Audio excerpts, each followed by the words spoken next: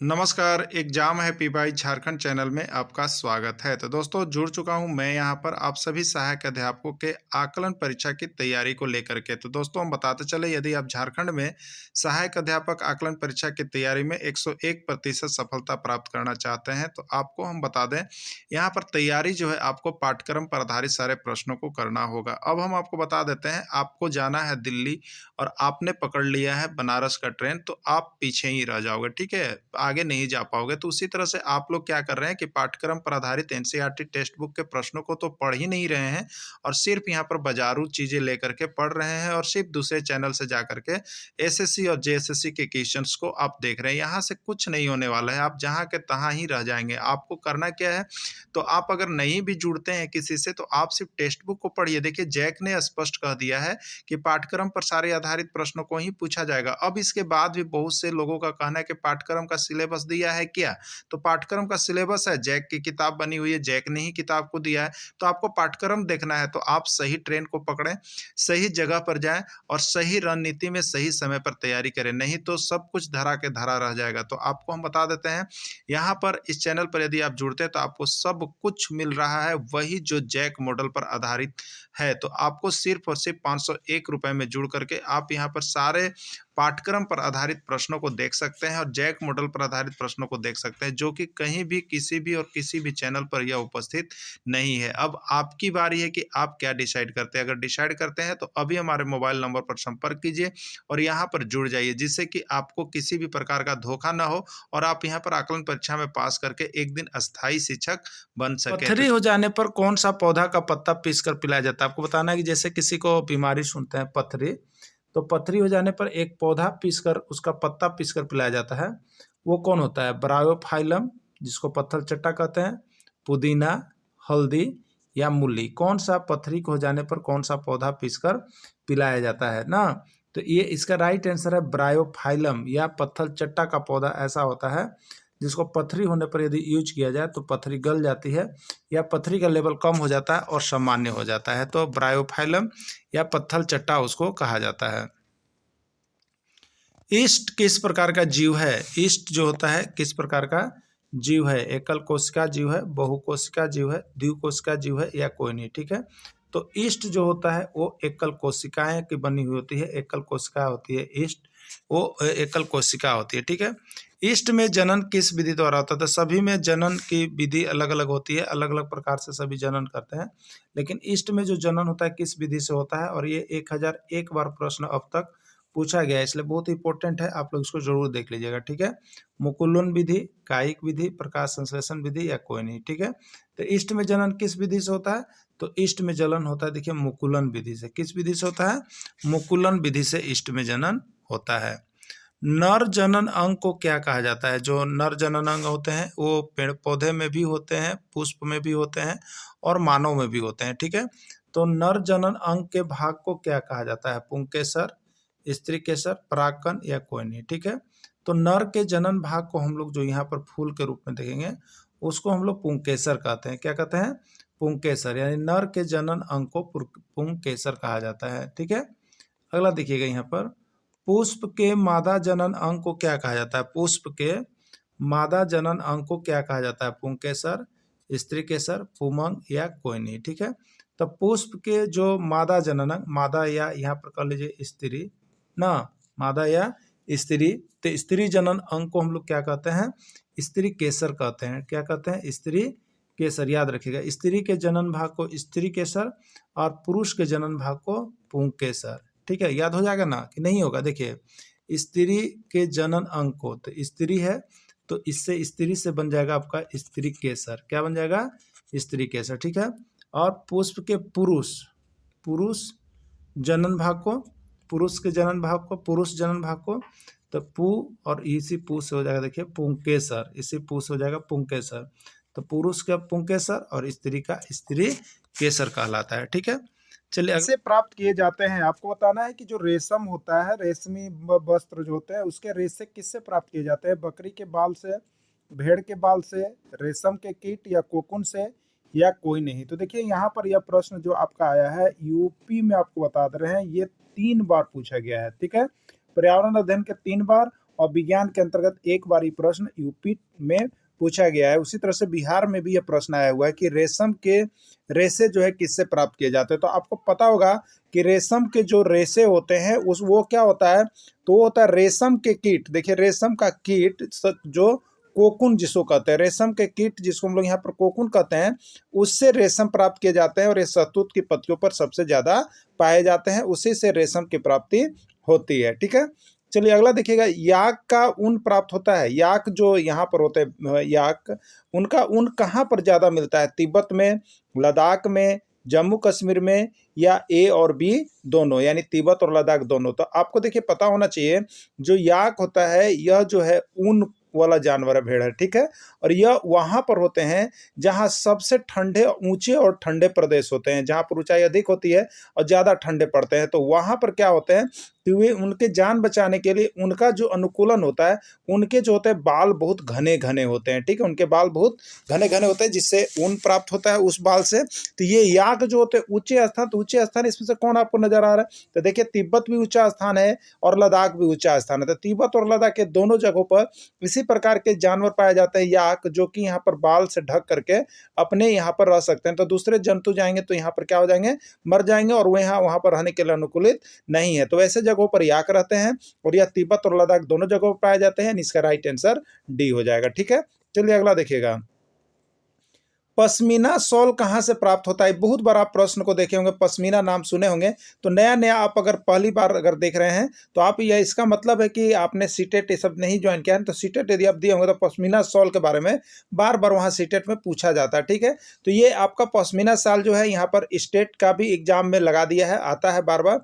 तो पश्मीना शॉल कहाँ मिलता है? तिब्बत में, लद्दाख में, जम्मू कश्मीर में, या कहीं नहीं। ठीक है, तो देखिए ये पश्मीना जो बकरी होती है ना, पश्मीना, ये जो है आपको जम्मू कश्मीर में सबसे ज्यादा मिलता है। पश्मीना का साल जो होता है ये जम्मू कश्मीर में सबसे ज्यादा होता है और यह बहुत हल्के साल होता है। आपको इसकी गुणवत्ता बता देते हैं, ये हल्के साल होते हैं। आपको देखने में लगेगा कि इतना हल्का है लेकिन इसमें गर्मी क्या होगा, लेकिन यही इसमें ऐसी खासियत है कि सबसे अगर 50 ग्राम का साल है और आप 2 केजी का एक कंबल आप लिए हैं, तो ये जो सॉल है ना उसके बनिस्बत ज्यादा गर्म होता है। तो ये पश्मीना सॉल जो है जम्मू कश्मीर का है और यह बहुत ज्यादा गर्मी इस साल में होता है। देखिए यहाँ पर लिखा हुआ है पश्मीना शॉल जो है वो क्या होता है, अंगोरा नामक बकरी के ऊन से प्राप्त किया जाता है। ये अंगोरा बकरी जो है ये जम्मू कश्मीर में पाई जाती है और उसी बकरी से जो है ये पश्मीना शाल बनाया जाता है। और पश्मीना शाल की खासियत है कि बहुत ज़्यादा गर्म होती है, ठंडे स्थानों पर ये जो है बहुत अच्छा आपके इसके लिए काम करता है, इसलिए यहाँ पर जम्मू कश्मीर में ये शाल चलता है।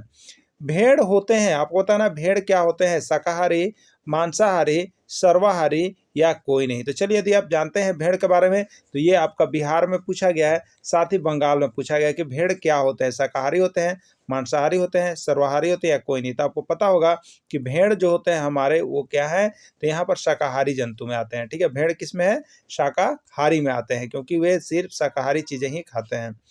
रेशम कीट किस पेड़ की पत्तियों से प्राप्त किया जाता है? यानी रेशम का जो कीट होता है वो कौन से पेड़ की पत्तियों में रहते हैं? यानी रेशम का कीट जो लगता है वो किस पेड़ की पत्तियों पर ज्यादा करके बैठते हैं और लगते हैं? शरीफा, कटहल, शहतूत, या कोई नहीं? ठीक है, तो रेशम के कीट जो होते हैं वो शहतूत के पेड़ की पत्तियों से प्राप्त किए जाते हैं। रेशम कीट किससे प्राप्त किए जाते हैं?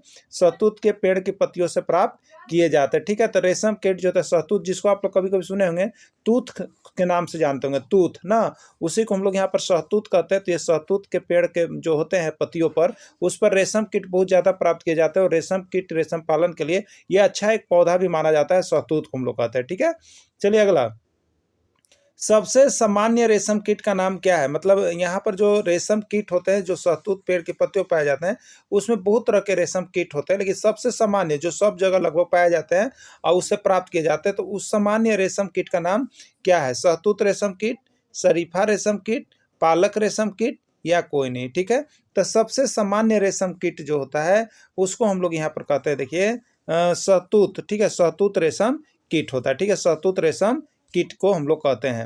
अगला है, झारखंड राज्य में किस प्रकार के रेशम का उत्पादन होता है? जो हमारा झारखंड राज्य है उसमें तो रेशम का उत्पादन होता है, शहतूत के पट्टियों पर किया जाता है, लेकिन उस रेशम का नाम क्या है? सिल्क नाम है, बत्तर नाम है, तस्सर नाम है या कोई नहीं। देखिए ठीक है, तो झारखंड में जो सबसे अधिक प्रकार के यहाँ पर जो रेशम कीट का रेशम का उत्पादन होता है सबसे अधिक प्रकार का, वो देखिए आपका है तस्सर रेशम। कौन सा रेशम है?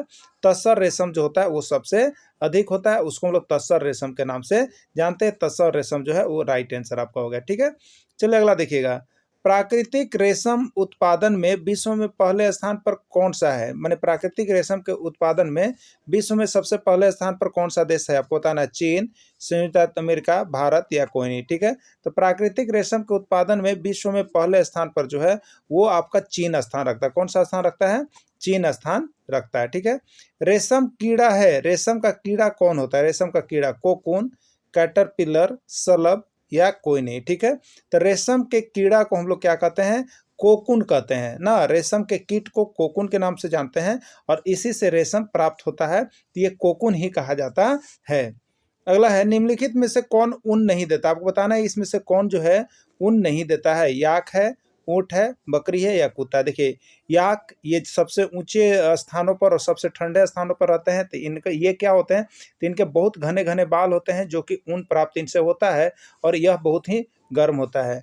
ऊंट का भी होता है और बकरी, इसमें आपने देखा था अभी जम्मू कश्मीर में जो पश्मीना बकरी पाई जाती है, उसके क्या होता है? पश्मीना शॉल जो बनाया जाता है वो बकरी से ही बनाया जाता है। तो इस तरह से इसमें एक और एक नाम केवल बच गया कुत्ता, इससे जो होता है ऊन नहीं बनाया जाता है। ठीक है, इसका ऊन नहीं होता है, बाकी ये तीनों का ऊन होता है। तो देखिए यहाँ पर अगला, जब भोजन का विघटन ऑक्सीजन के उपयोग द्वारा होता है, जब भोजन जो ग्लूकोज है उसका टूटना ऑक्सीजन के उपयोग द्वारा होता है, तो उससे क्या कहते हैं? वायवीय शोषण, अवायवीय शोषण, संतृप्त क्रिया या कोई नहीं। ठीक है, तो जब भोजन का विघटन ऑक्सीजन के उपयोग द्वारा होता है तो उसको हम लोग वायवीय शोषण कहते हैं। क्या कहते हैं उसको? वायवीय शोषण के नाम से जानते हैं। जब भोजन का विघटन ऑक्सीजन की अनुपस्थिति में होता है, जब भोजन का विघटन ऑक्सीजन की अनुपस्थिति में होता है तो उससे क्या कहते हैं? वायवीय शोषण, अवायवीय शोषण, संतृप्त क्रिया या संतृप्त क्रिया। तो जब भोजन का विघटन जो है ऑक्सीजन की अनुपस्थिति में होता है तो उसको हम लोग कहते हैं अवायवीय शोषण। क्या कहते हैं? अवायवीय शोषण के नाम से जानते हैं। मानव में शोषण होता है, मानव जो शोषण लेते हैं वो किसके द्वारा लेते हैं? आपको बताना है। त्वचा के द्वारा, गिल्स के द्वारा, फेफड़े के द्वारा या कोई नहीं। ठीक है, तो मानव का जो शोषण होता है वो होता है यहाँ पर फेफड़ों के द्वारा। किसके द्वारा होता है? फेफड़ों के द्वारा मानव में शोषण होता है। केचुए में शोषण कैसे होता है? अब बता सकते हैं केचुए में शोषण कैसे होता है? ये 1001 बार प्रश्न पूछ गया है पर्यावरण के अंतर्गत, तो अभी सभी राज्यों के एग्जाम में पूछा जा रहा है। ठीक है, त्वचा के द्वारा, फेफड़ा के द्वारा, गिल्स के द्वारा या कोई नहीं। ठीक है, तो ये जो केचुआ है उसमें शोषण जो होता है वो आपको त्वचा के द्वारा होता है। किसके द्वारा होता है? त्वचा के द्वारा शोषण सबसे ज्यादा होता है।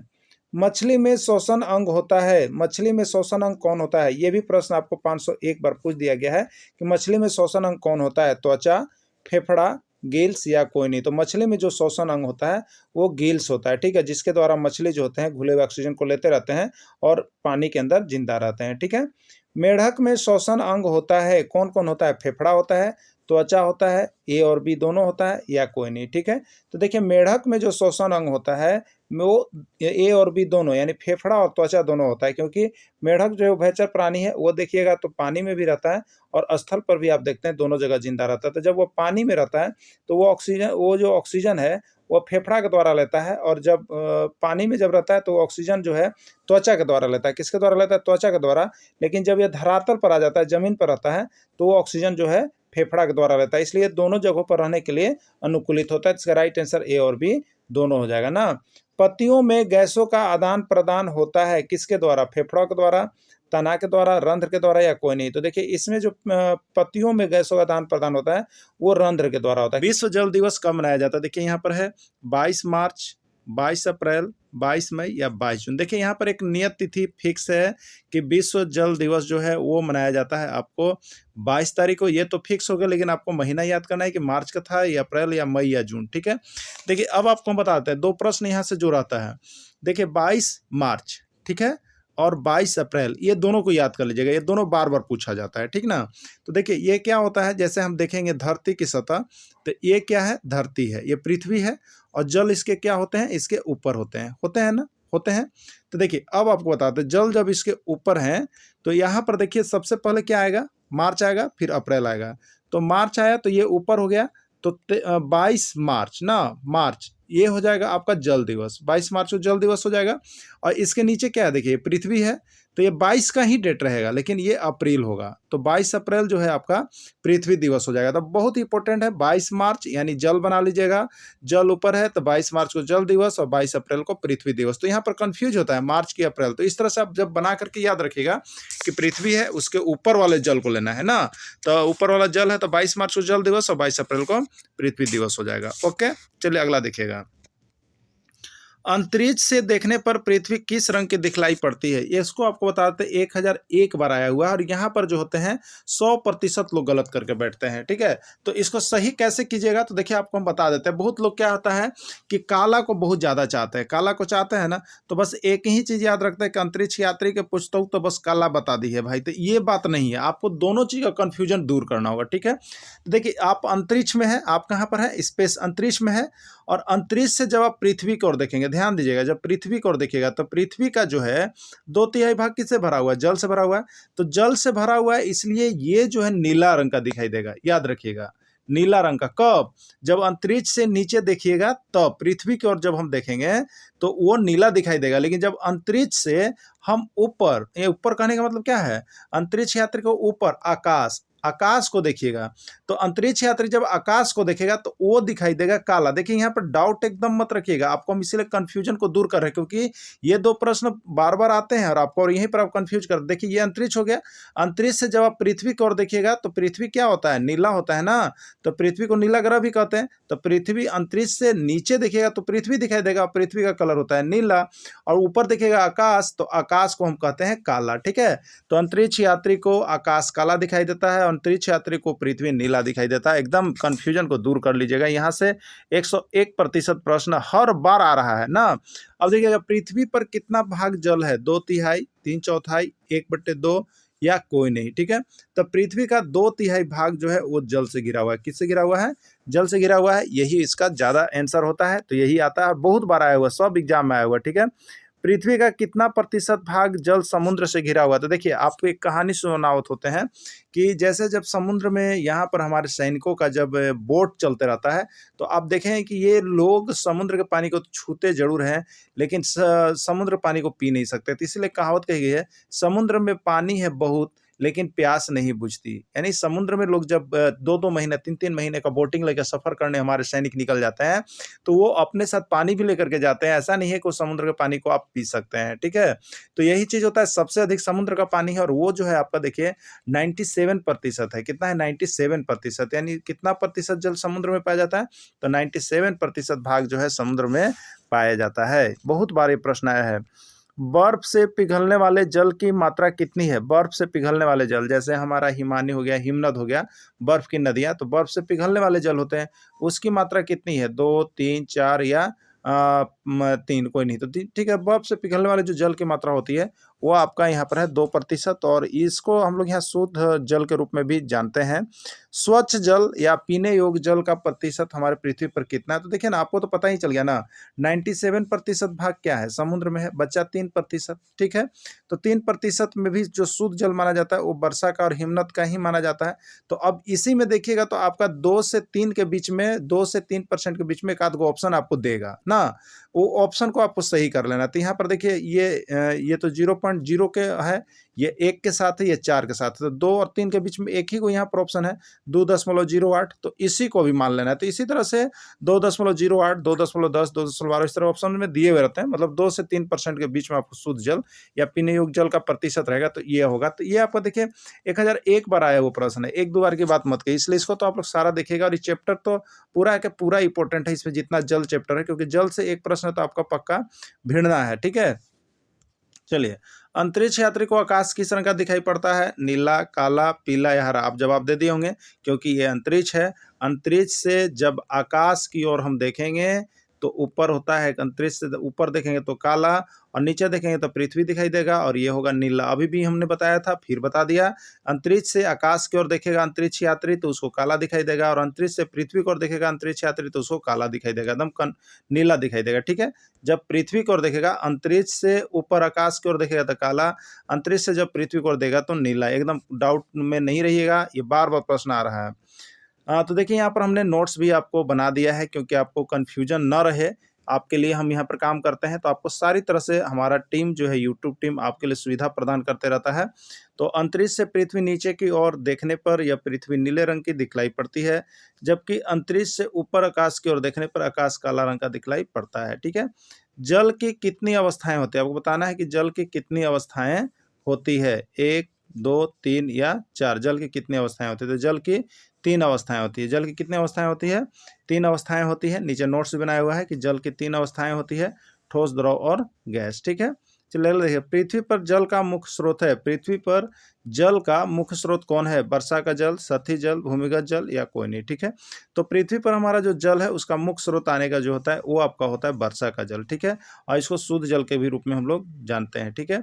अब देखिएगा, वर्षा के जल में धूल कण, सल्फर तथा नाइट्रोजन का ऑक्साइड आदि घुले रहते हैं, और इस प्रकार के वर्षा को क्या कहते हैं। ठीक है। तो वर्षा के जल में देखिए यहाँ पर सल्फर डाइऑक्साइड, नाइट्रोजन ये सब घुला रहता है। तो ये जल के साथ जब ये गैस मिलते हैं तो ये बना देते हैं अम्ल। क्या बना देते हैं, अम्ल, यानी सल्फ्यूरिक अम्ल बना देंगे, नाइट्रिक अम्ल बना देंगे। तो ये जो अम्ल बना दिए, तो इस प्रकार के वर्षा को अब हम क्या कहेंगे, अम्लीय वर्षा कहेंगे। क्या कहेंगे, अम्लीय वर्षा। तो इसका राइट आंसर हो जाएगा अम्लीय वर्षा। ठीक है।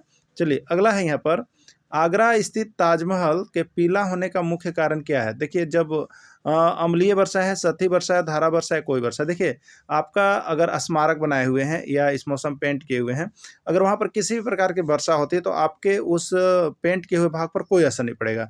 लेकिन जब उस क्षेत्र में अगर अम्लीय वर्षा होती है तो वो क्या होगा, पीला हो जाएगा ना, वो धुंधला हो जाएगा। व्हाइट कलर सब क्या हो जाएगा, सब धुंधला हो जाएगा, पीला हो जाएगा। तो आपको समझना है कि यहाँ पर तो वर्षा हुई लेकिन अम्लीय वर्षा हुआ है। ठीक है। तो आगरा स्थित ताजमहल का पीला होने का मुख्य कारण जो है आपका अम्लीय वर्षा है ना। कौन सी वर्षा है, अम्लीय वर्षा है।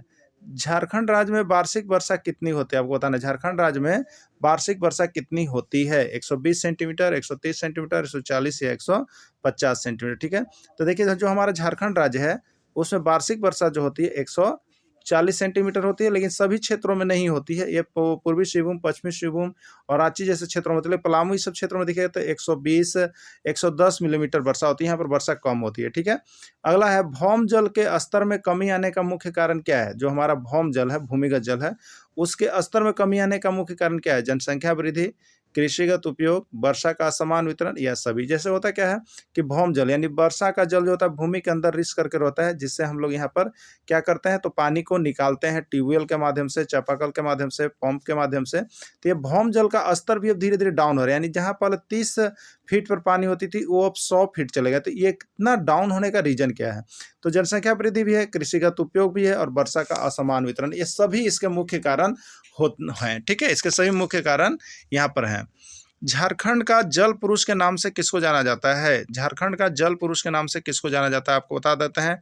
ये जल पुरुष जो है अभी तक के एग्जाम में यहाँ पर 5 बार पूछ दिया गया है, जो झारखंड में एग्जाम हुए हैं और बहुत ही इंपॉर्टेंट है। सीमन उरांव, कमसिन उरांव, जगन उरांव या कोई नहीं। ठीक है। तो झारखंड का जल पुरुष के नाम से किसको जाना जाता है, तो इसका राइट आंसर हो जाएगा सीमन उरांव, यानी झारखंड का जल पुरुष जो है सीमन उरांव को जाना जाता है। पर्यावरण संरक्षण के लिए 2016 में झारखंड में किनको पद्म श्री से नवाजा गया, किनको पद्म श्री से नवाजा गया पर्यावरण संरक्षण के लिए 2016 में झारखंड में किनको पद्म श्री से नवाजा गया, अंकलेश मुंडा, सीमन उरांव या कोई नहीं। ठीक है। तो ये जल संरक्षण, पर्यावरण संरक्षण जो है जल के लिए, इसमें आता है सीमन उरांव जी का नाम। तो सीमन उरांव को, जल पुरुष सीमन उरांव को पर्यावरण संरक्षण के लिए माना गया। ठीक है।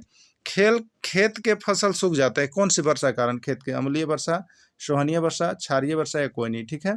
तो देखिए, अम्लीय वर्षा एक ऐसी वर्षा है, जब अम्लीय वर्षा होता है तो क्या होता है, तो स्मारक का रंग फीका पड़ जाता है, जलीय जीव जंतु क्या होते हैं, मर जाते हैं, जो जल में जलीय, जैसे मेढक है।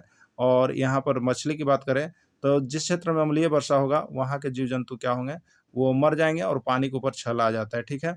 खेत के फसल क्या होते हैं, जिस क्षेत्र में होंगे वो सूख जाते हैं, पीला पड़ जाते हैं। तो ये सब किसके कारण होता है, अम्लीय वर्षा के कारण होता है। ठीक है। तो यहाँ पर पूछा है खेत के फसल सूख जाते हैं किसके कारण, तो ये राइट हो गया अम्लीय वर्षा। ठीक है। अगला, वर्षा जल का उपयोग भौम जल स्तर की पुनः पूर्ति के लिए किया जाता है, उससे क्या कहते हैं। ठीक है। जैसे अब बहुत से स्टेट में आप देखिएगा वर्षा जल को जो है सीधे नदी में न प्रवाहित होने दिया जा रहा है, उसके लिए कहीं कहीं सोख्ता बनाए जा रहे हैं।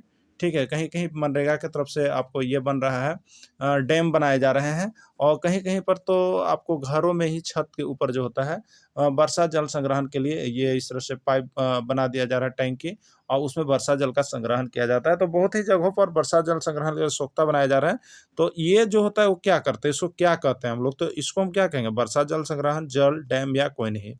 तो भौम जल स्तर को बढ़ाने के लिए जो किया जा रहा है, उसको हम लोग कहेंगे यहाँ पर वर्षा जल का संग्रह किया जा रहा है, उसको वर्षा जल संग्रहण के नाम से ही जानेंगे। तो दोस्तों इस तरह से झारखंड में जो भी परीक्षा होनी है, उसमें आपको अच्छे स्कोर करना है, 101% पास करना है, तो आपको बस एनसीईआरटी टेक्स्ट बुक का नोट्स पढ़ना है और वो हम आपको अपने हाथों से लिखा हुआ आपको डेली यहाँ पर उपलब्ध करा रहे हैं। तो आप सभी जुड़ जाइएगा अभी के अभी देख करके और यहाँ पर नोट्स परचेज करना नहीं भूलेंगे। सभी सब्जेक्ट का मिल रहा है आपको, नोट्स परचेज करके यहाँ से एक बार पढ़ लेंगे, जिससे आप 101% सफलता प्राप्त कर सकें। वीडियो के अंत तक जुड़े रहें, इसके लिए आप सभी को बहुत बहुत धन्यवाद।